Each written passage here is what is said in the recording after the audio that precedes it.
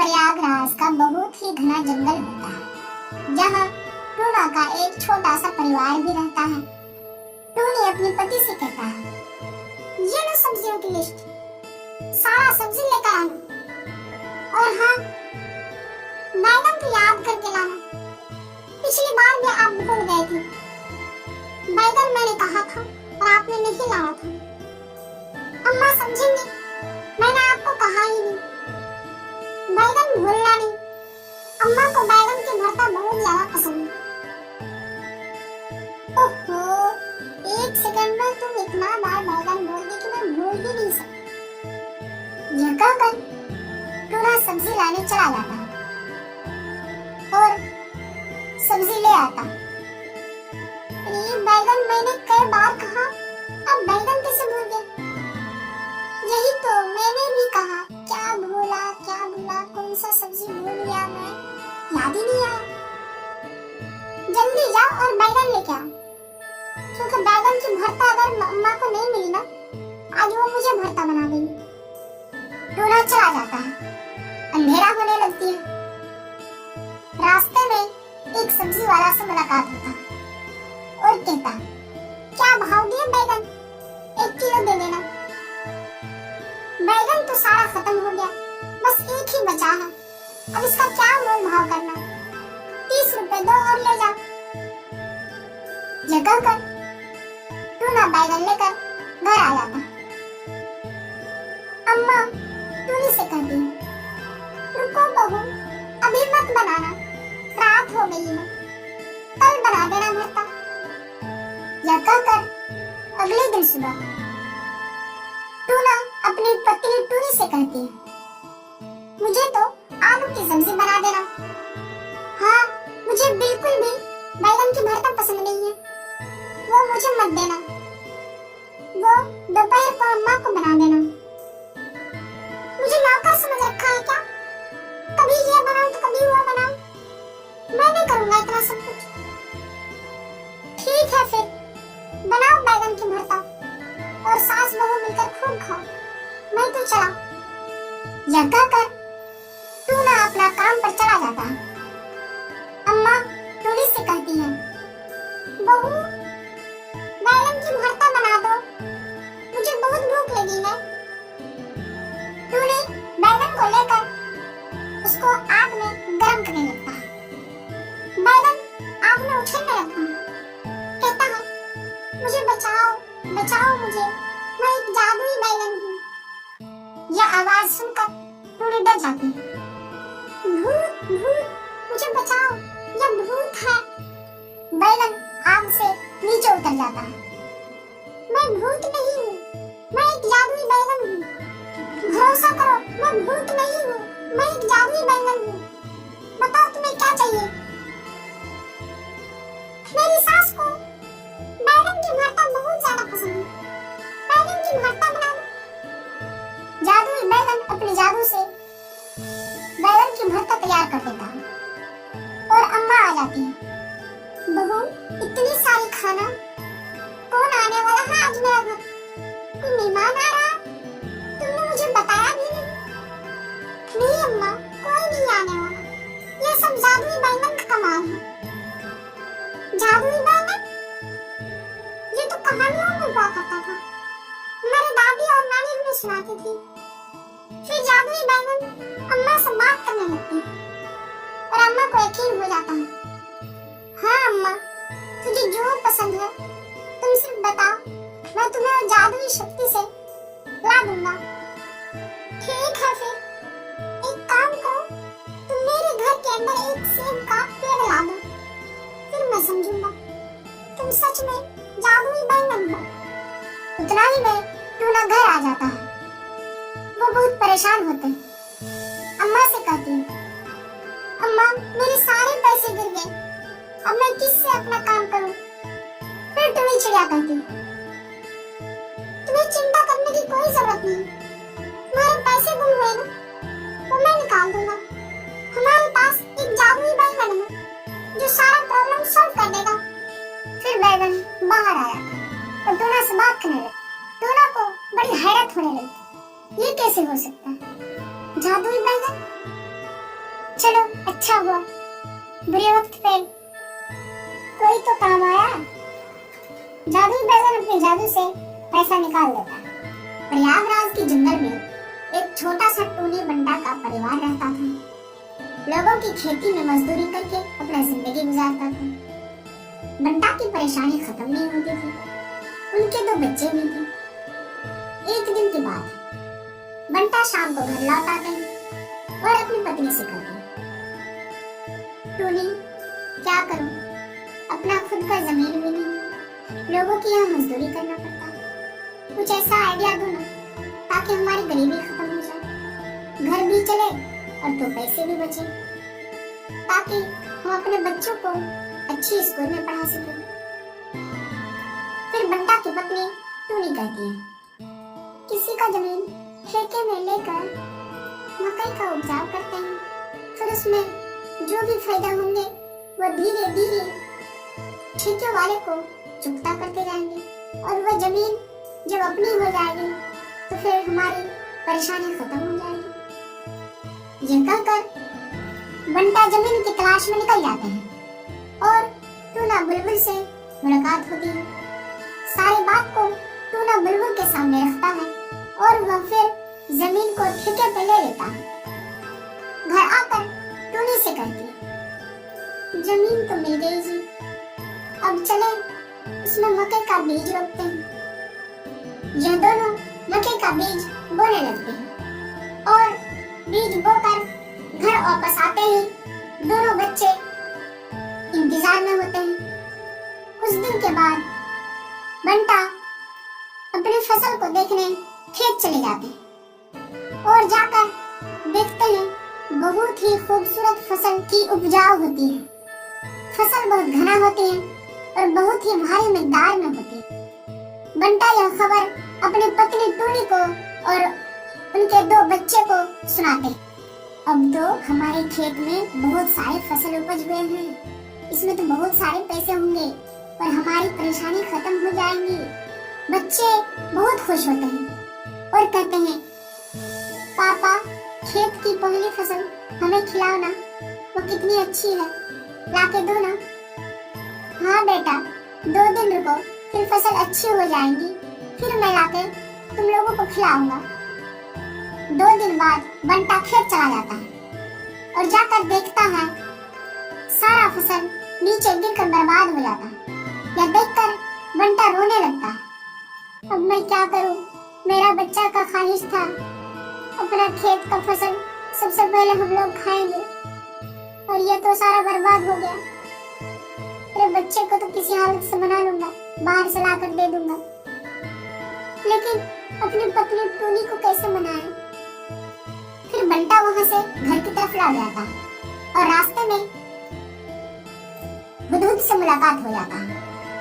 फिर बंटा हुदहुद से, देखो ना भैया, मेरा सारा फसल बर्बाद हो गया, मैंने मकई का उपज किया था, सारा फसल बर्बाद हो गया, मेरे बच्चे इंतजार में हैं, फसल लाएंगे तो खाएंगे, एक मकई मुझे दे देना, मैं अपने बच्चे को खिला दूंगा, उन्हें लगेगा ये मकई अपने खेत का है।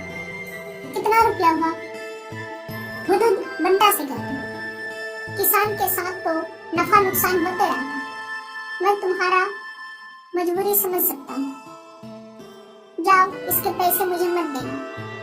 हाँ एक बात और, इसके कुछ दाने अपने खेत में बो देना, अगर किस्मत अच्छी हुई तो फसल उपज आएंगे और आपको बहुत नफा होगा। बंटा, आप कितने अच्छे हैं, एक बार मुलाकात हुई, आप हमको मकई भी दे दी और आपने हमको बीज भी दिया, मैं आपको धन्यवाद करता हूँ।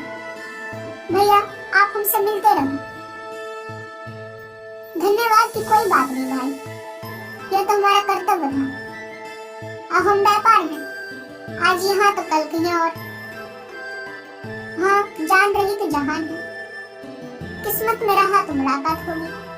यह कहकर हुदहुद वहां से चला जाता है और बंटा अपने घर वापस आ जाता है। फिर बच्चा मकई को उठाता है और कहता है, पापा यह मकई इतना वजन, इतनी अच्छी फसल अपने खेत में हुई, बंटा सारी बात को छुपाकर अपने बच्चे के सामने कहता, हाँ बेटा, बहुत अच्छी फसल है, खाओ, ये अपनी खेत की।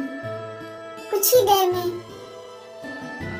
मकई के कुछ दाने हीरे में बदल जाते हैं। पापा, आपने ये क्या दे दिया? पत्थर दे दिया लाकर। आप हमसे बिल्कुल प्यार नहीं करते। कहाँ बेटा, कहाँ है पत्थर? बेटा, ये पत्थर नहीं है, ये तो हीरा है, हीरा। मेरा किस्मत बदल गया बेटा। अब मैं इसे बेचकर तुम्हारे लिए शाम को मकई लेकर आऊंगा। बंटा उसे बेच आता है और कुछ दाने अपने खेत में बो देता है। बोते ही कुछ ही देर बाद उसमें पौधा निकल आता है। फिर वो घर आता है। कुछ दिन के बाद फिर खेत को चला जाता है और देखता है बहुत हरियाली और अच्छी फसल मकई की हो जाती है। फिर उन्हें वो काट कर बाजारों में बेच लेता है और उससे बहुत मुनाफा होता है। उनसे पैसे मिलते हैं और वह घर आता है। फिर बंटा का घर टूना खेत वाला पहुंच जाता है। फिर टूना बंटा से कहता है, तुम्हारा तो खेत बहुत अच्छा है, बहुत अच्छी फसल है, मेरा तो इससे पहले कभी नहीं आया था। ऐसे क्या जादू किया तुमने? फिर बंटा, हाँ, फसल तो बहुत अच्छी हुई है, आपको तो पैसे भी देने हैं, चलो आधा पैसा अभी ले लो और 6 महीने के बाद आधा पैसा ले लेना। फिर ये जमीन अपना नाम कर देना। यह कहकर बंटा टूना को पैसा दे देता है और टूना वहां से चला जाता है। बंटा अपना खेत जाकर फसल को बाजारों में बेच आता था और कुछ फसल अपने घर ले आता था अपने बच्चों के लिए। बंटा गांव का सबसे अमीर हो जाता है और वो फिर गरीबों का मदद करने लगता है। हर गरीबों को पैसा निकाल कर देने लगता है। फिर 6 महीने के बाद टूना अपने खेत का आधा पैसा लेने पहुंच जाता है। बंटा फिर पैसा निकाल कर टूना को देता है और कहता है, धन्यवाद भैया, आपने मेरी मदद की और मैं आज बहुत अच्छा जिंदगी जी रहा हूँ। नहीं बंटा, धन्यवाद की कोई जरूरत नहीं है, ये तो मेरा फर्ज था और तुमने जो मेरे साथ इतना दिन काम किया, इसका क्या? तुम काम किया तो मेरा घर चला। एक छोटे से जंगल में टोनी नाम की चिड़िया रहती थी। टोनी चिड़िया अंडे देने वाली थी। टोनी चिड़िया बहुत खुश थी क्योंकि वो पहली बार माँ बनने जा रही थी। कुछ समय बाद टोनी चिड़िया 3 अंडे देती है। वो अपने अंडे को देखकर बहुत हैरान थी। हैरान इसलिए थी क्योंकि उन तीनों अंडों में से एक अंडा बिल्कुल ही अलग सा था। एक अंडा सुनहरे रंग का था। अरे मेरे एक अंडे का रंग ऐसा क्यों है? भगवान करे कि ये ठीक हो जाए, कहीं खराब ना निकल जाए। टोनी चिड़िया अपने सुनहरे अंडे को लेकर बहुत परेशान रहती। फिर एक दिन जंगल का मौसम बदल जाता है। जंगल में गहरे बादल छा जाते हैं और साथ में तेज हवा भी चलना शुरू हो जाती है और अचानक से तेज हवा का झोंका टोनी चिड़िया के घोंसले को उड़ाकर फेंक देता है। चिड़िया के 2 अंडे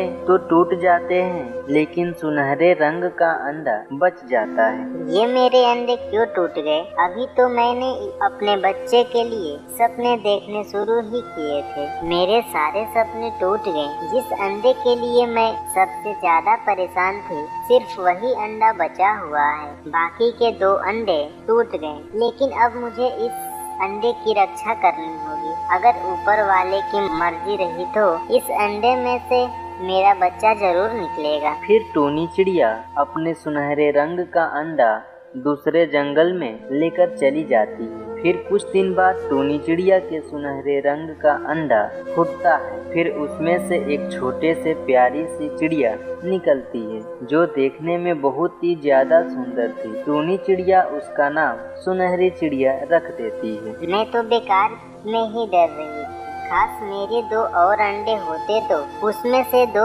और बच्चे निकले होते और मेरे इस घोंसले में चहल पहल मची रहती। लेकिन अब मैं इस बच्चे का बहुत अच्छे से ख्याल रखूंगी। ये मेरे जीने का सहारा है। ऐसे ही बहुत दिन गुजर जाते हैं। टूनी चिड़िया की बच्ची सुनहरी चिड़िया बड़ी हो जाती है, लेकिन टूनी चिड़िया डर से अपने बच्चे को घोंसले में ही रखती थी। वो खुद ही अपनी बच्चे के लिए तरह तरह के स्वादिष्ट भोजन लाया करती थी और अपने बच्चे से ऐसा बर्ताव करती जैसे वो आज ही अंडे से निकला हो। एक दिन टूनी चिड़िया की तबीयत थोड़ा खराब हो जाती है, लेकिन वो अपनी बच्ची को कभी भी भूखा नहीं देख सकती। उसकी हिम्मत नहीं हो पा रही थी कि वो भोजन की खोज में निकले। मम्मा, मुझे आपका तबीयत ठीक नहीं लग रही है। क्या हुआ है आपको? हाँ मेरी बच्ची, मेरी तबीयत कुछ ठीक नहीं लग रही है। कुछ ज्यादा तो नहीं, बस थोड़े से चक्कर आ रहे हैं। माँ, मैं आज भोजन की खोज करके लाऊं? नहीं मेरी बच्ची, तुम कैसे जाओगी? तुम तो कभी भी घोंसले से बाहर नहीं निकली और नहीं तुम कभी ज्यादा उड़ी हो और तुम्हें तो भोजन की खोज करने भी नहीं आती है। फिर तुम कैसे जा सकती हो? माँ, मुझे अब तुम मत रोको। मुझे खुद पर शर्म आती है। मैं इतनी बड़ी हो गई हूँ और घोंसले में बैठी रहती। सारा दिन आप इस उम्र में भोजन की खोज करने जाती हो। अगर मैं इस घोंसले से बाहर नहीं निकलूंगी तो मैं सारी जिंदगी इस घोंसले में बैठकर नहीं गुजार सकती हूँ ना? अरे हाँ बेटा, मैंने तो ये कभी सोचा ही नहीं।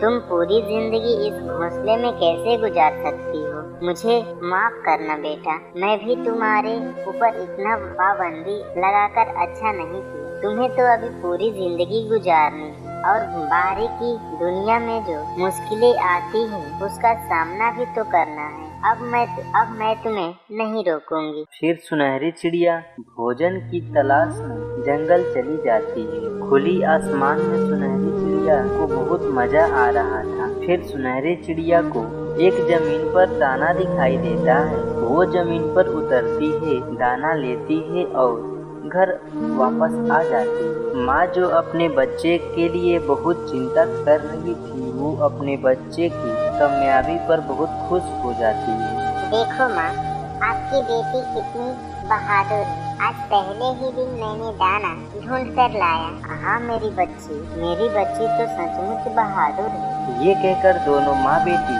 बहुत खुशी खुशी अपने जीवन व्यापन करने लगते और लालच से